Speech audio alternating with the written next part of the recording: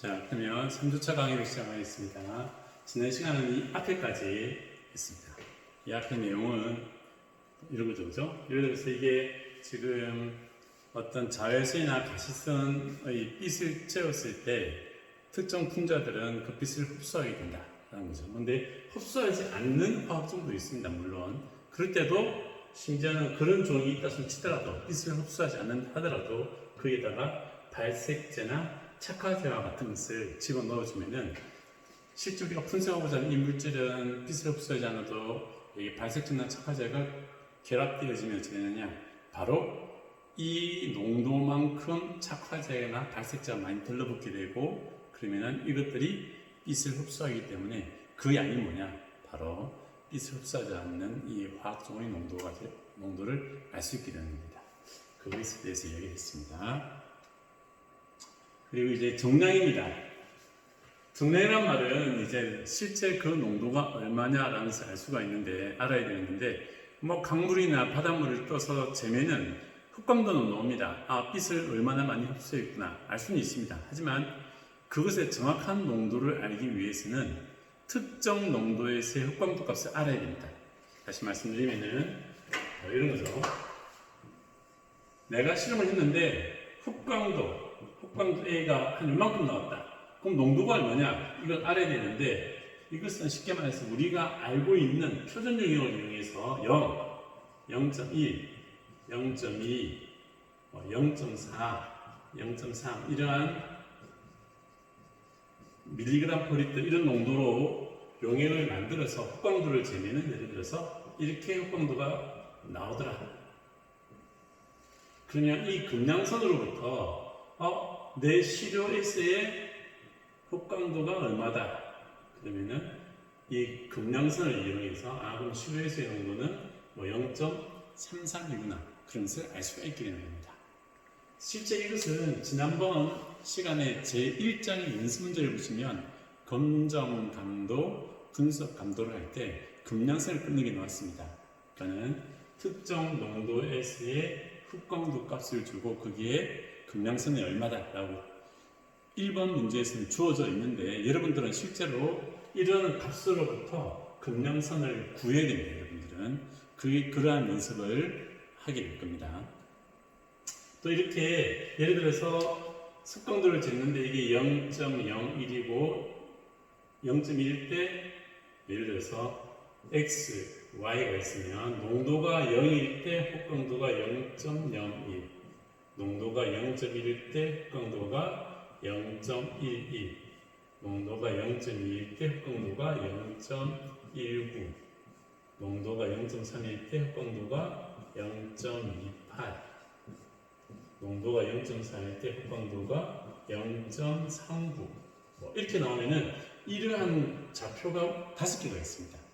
이 5개의 값을 계산기에 입력을 하면은 이 5개의 점을 지나는 y는 ax 플러스 b라고 하는 금량선을 구할 수가 있습니다.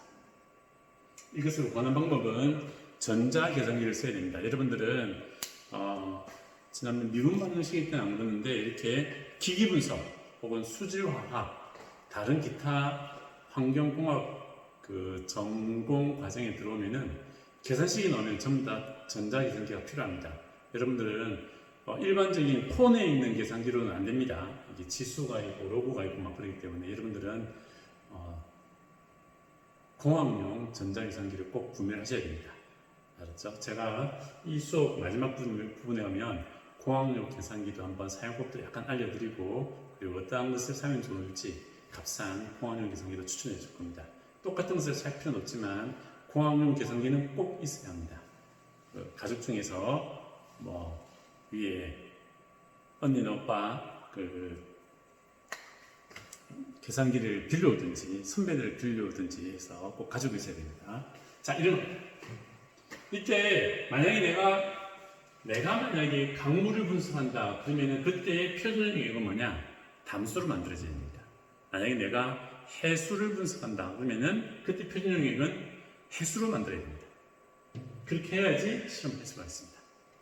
실제 그렇게 하고 있습니다. 자, 그 다음에는 표준물 첨가법이라는 게 있습니다. 이것은 예제가 바로 바로 이번 시간에 혹은 다음 시간에 예제가 바로 나옵니다. 이 표준물 증가법이라는 것은 실제로 분수라는 것은 강물이나 해수같이 액체로만 되어 있는 것뿐만 아니라 광물, 아니면 토양, 아니면 식물, 아니면 여러분들이 먹는 담치, 뭐 고등어, 오징어 이러한 다양한 생물에 대해서도 그 안에 있는 오염물질을 측정해야 될 때가 있습니다. 그럼 어찌 될까요? 이것들을 바로 측정할 수 없기 때문에 이것을 녹여야 됩니다.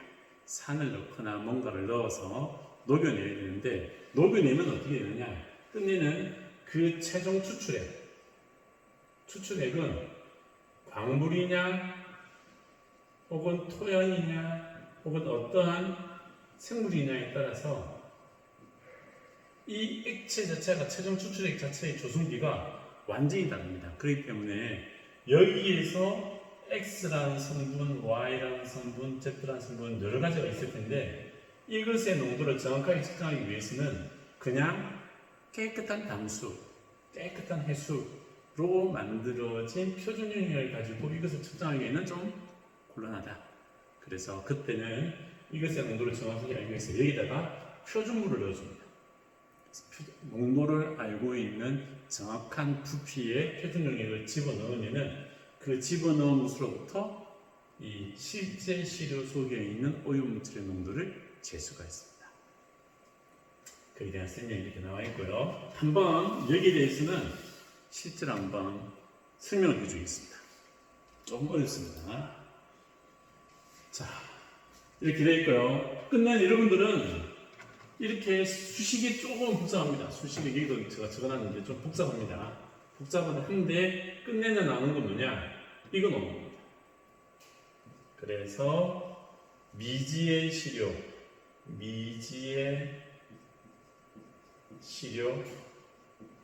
시료에서의 C 농도는 어떻게 되느냐? 농도는 절편 곱하기 표준 용액의 농도 나누기 기울기 곱하기 시료의 미지 시료의 부피가 됩니다.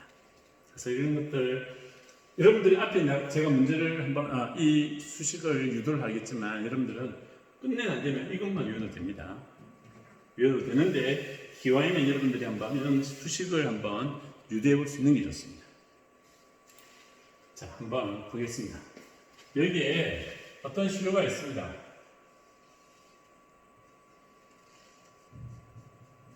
시료가 있어요.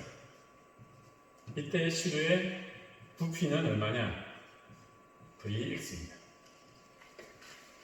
이때 시료의 농도는 얼마냐? Cx입니다. 그러니까 X라는 말은 알지 못한다. 미지의 시료에 대한. 그래서 부피를 그냥 알 수 있어요. 최종 추출액의 부피, 최종 추출액에서의 어떠한 뭐 중금속이든 아니면은 뭐 어떤 살충제의 농도. 예를 들어서 이그젠플입니다. 예를 들어서 농도.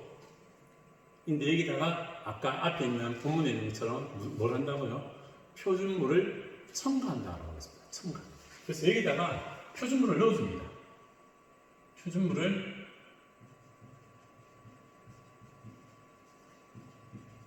넣어줍니다. 그래서 표준 용액이기 때문에 스탠더드해서 스탠더드해서 이 S를 씁니다. 이때 부피는 볼륨이니까 스탠더드의 볼륨. 이때 농도는 뭐냐? 표준 용액의 스탠더드의 농도가 됩니다. 알겠죠? 자, 그러면 여기에다가 원래는 이게 부피가 Vx였는데 Vs만큼 추가해줬습니다. 이만큼. 그럼 총 부피는 얼마 될까요? 총 부피는 Vt가 됩니다.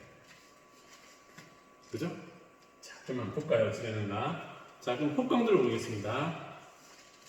이렇게 되면 어떻게 되느냐? 처음에는 시료만 있었는데 여기다가 표준 용액이 들어가니까 부피는 늘어납니다. 그러면 이때 이 용액이 끝내니 합쳐지겠죠. 이렇게 합쳐지면은 이 용액이 흡수하는 흡강도라고 했으니까 책에는 지금 뭐로 되어 있느냐 하면 흡강도가 A를 뺐습니다. 예. 흑광도 표준 용액이 첨가된 시료에서의 흑광도입니다. 흑광도는 뭘까요?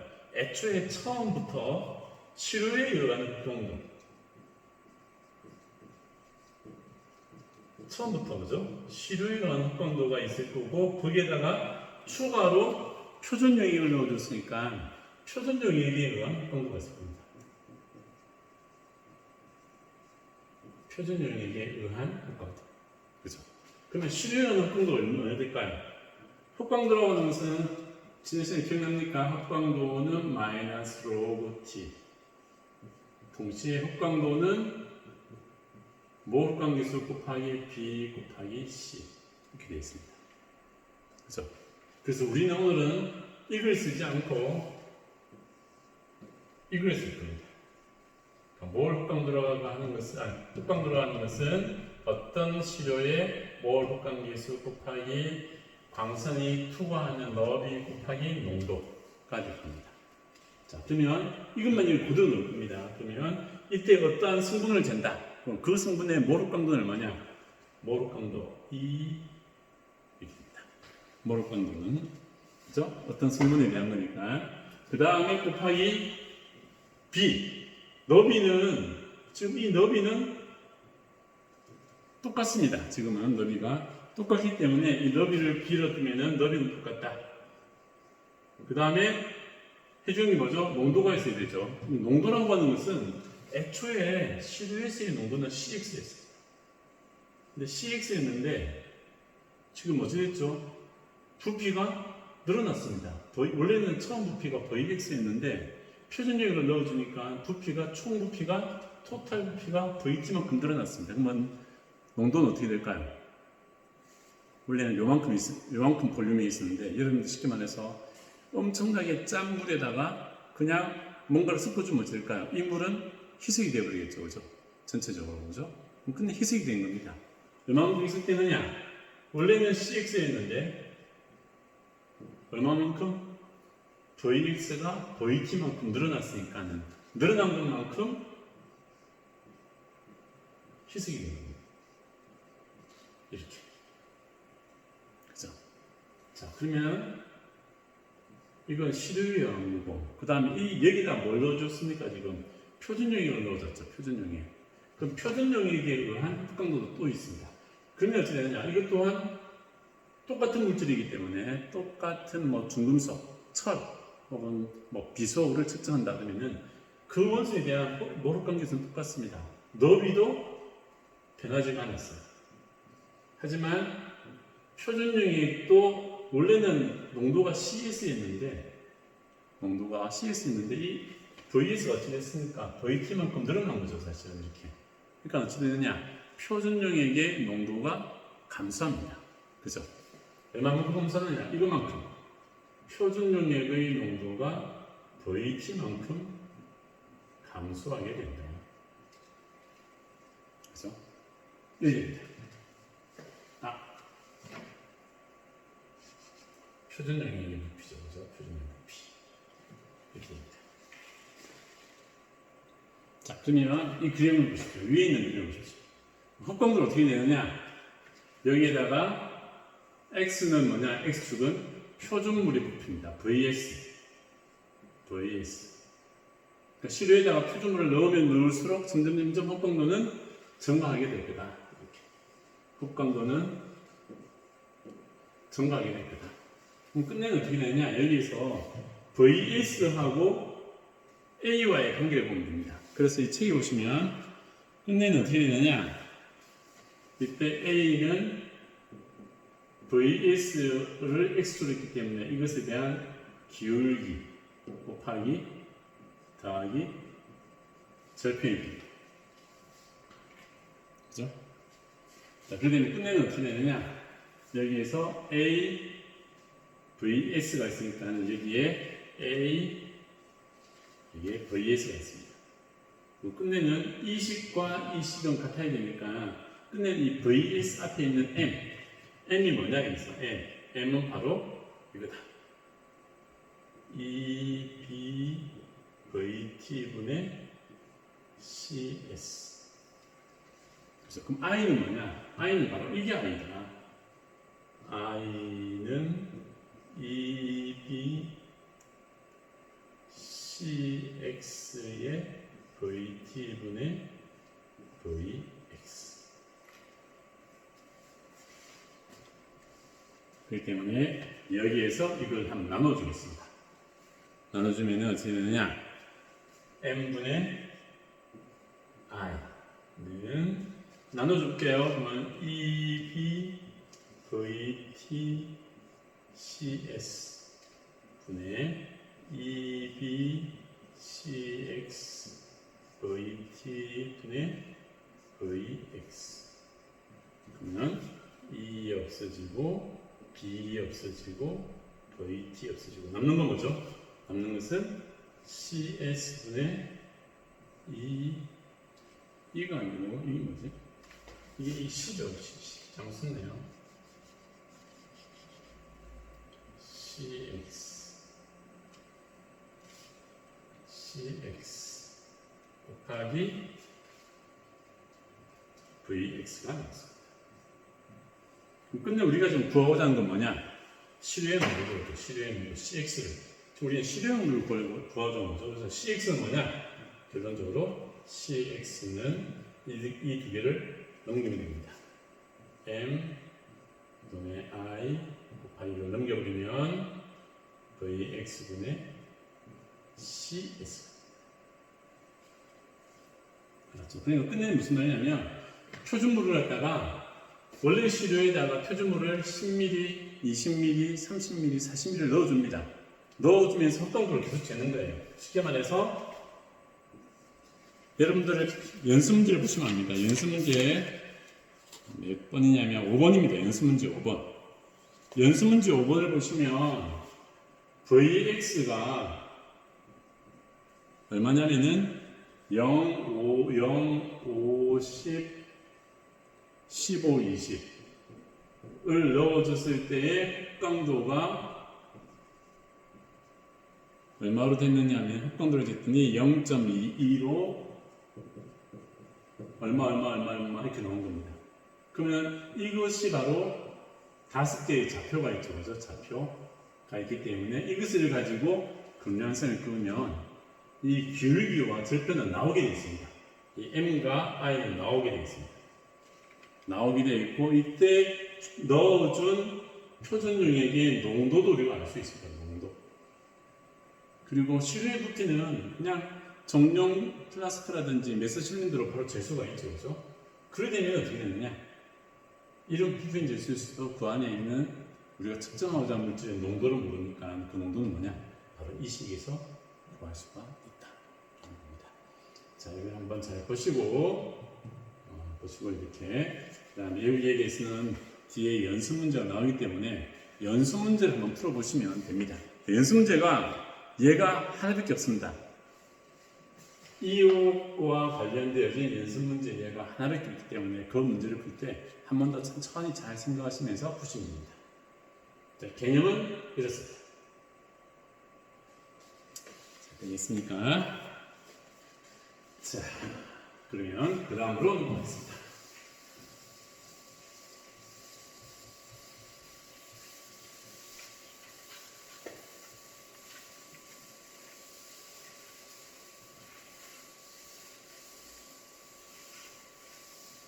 자, 이것이 표준물 처박입니다.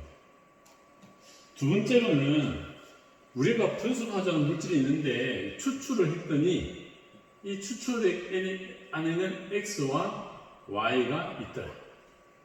X와 Y가 있는데 어떤 파장을 이용을 해도 재수가 없게도 이쪽 람다1을 이용하면은 X가 많이 흡수되어지고 X라는 성분을 흑광도가 아주 높지만 Y라는 성분도 그래도 흑광도가 나타납니다. Y도.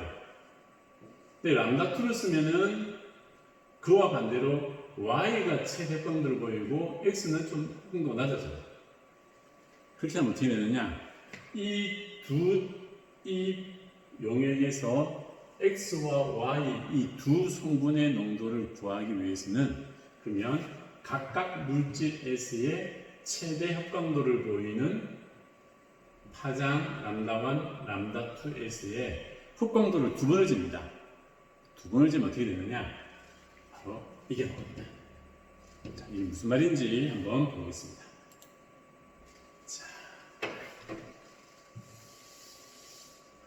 자, 아까 할 때는 표준물 첨가법에서는 어떻게 했느냐면 이 람다 x1, x2 이런 게 없었습니다. 왜냐하면 그냥 어떤 물질 하나를 제공했습니다.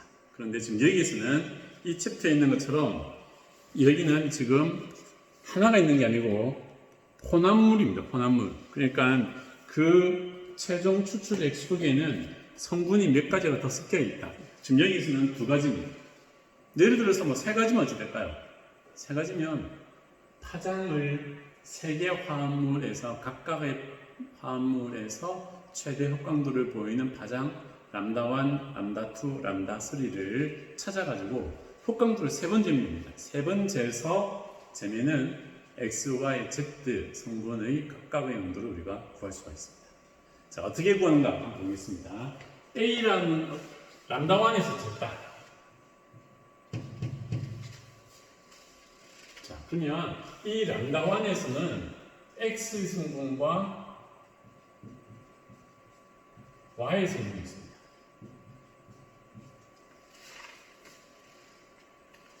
그럼 어떻게 되느냐?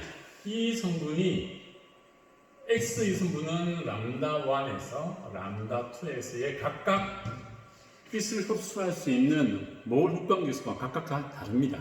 그렇기 때문에 람다1이네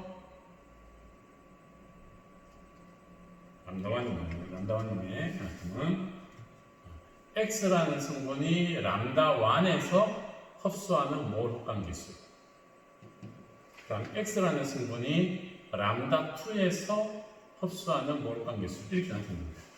표현을 이렇게 했습니다. Y라는 성분은 어떻게 되느냐? 파장 1에서 Y라는 성분이 흡수하는 몰 흡광기수, 그 다음에 파장 람다2에서 Y라는 성분이 흡수하는 몰 흡광기수 이렇게 나타납니다. 그래서 여기 보면 이 기기분석은 사실은 이해를 하면 그렇게 어려운 건 아닌데 이렇게 아래 첨자가 많이 나옵니다. 그러다 보면 이게 좀 어려워 보여요.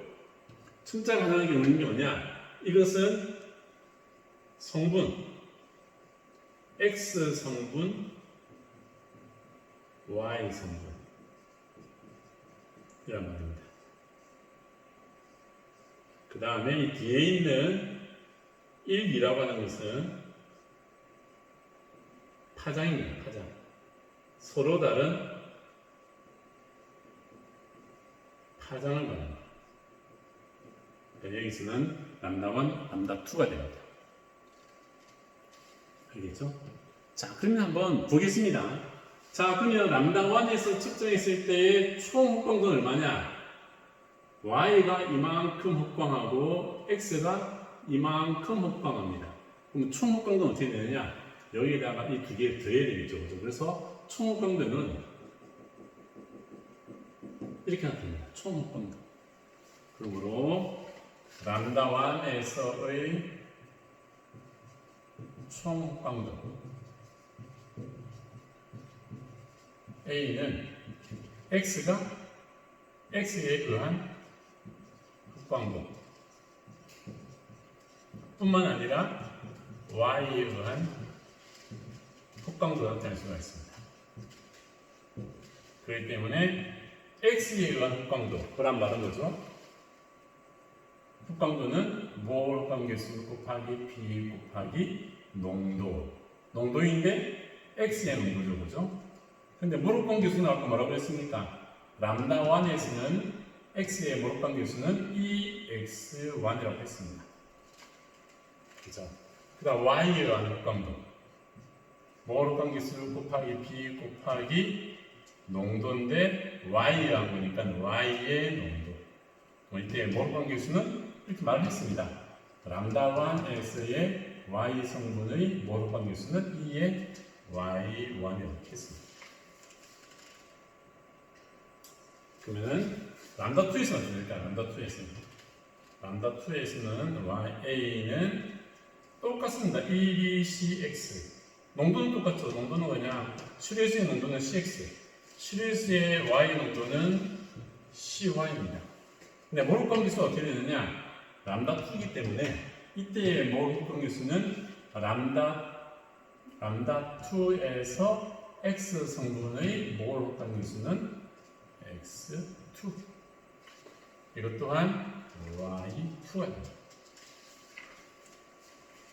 그러면 이렇게 서로 다른 파장에서 흡광도를 구하면은 여기에서 여기에서 이걸 구하면은 끝내는 어떻게 되느냐? 바로 이러한 식이 두 개가 나옵니다. 식이 두 개가 나오면 이것은 쉽게 말해서 뭐냐? 여기서 이 몰 흡광계수 각각 파장에서의 XY 성분의 몰 흡광계수를 알 수만 있다면 그러면 여기서 미지수가 CX, CY 두 개밖에 없습니다. 그럼 어떻게 되느냐? 미지수가 두 개이고 수식이 두 개이기 때문에 이 두 개로부터 CX, CY를 구할 수가 있습니다. 그 예가 바로 연습 문제에 있습니다. 자, 이것도 한번 이걸 다 외우려고 할 수가 없어요. 아래 첨자가 워낙 많이 있기 때문에 앞에 것도 마찬가지고. 그래서 여러분들은 여기 제가 적어놓은 것처럼 특정 파장에서의 총 흡광도는 X 성분에 의한 흡광도, Y 성분에 의한 흡광도의 합이다. 그럼 X에 의한 흡광도는 뭐냐? 공식은 항상 똑같습니다. 공식은 A는 2B, C. X 성분이니까 이렇게, Y 성분이니까는 이렇게. 근데 몰 흡광계수는 이렇게 다 다릅니다. 그렇죠? 람다1S의 X 성분의 몰 흡광계수, 람다1S의 Y 성분의 몰 흡광계수 다 다르겠죠, 그렇죠? 그렇게 해서 하면 됩니다. 이것은 어떻게 구하느냐? 이것은 또 다른 자료가 있을 겁니다. 다른 자료를 이용해서 이것을 풀 수가 있습니다. 이것은 다 예제가 연습 문제에 딱 하나씩 있습니다. 그것을 가지고 여러분들이 풀면 됩니다. 일단 1교시는 여기까지 하고 다음에 2교시에 이어가도록 하겠습니다.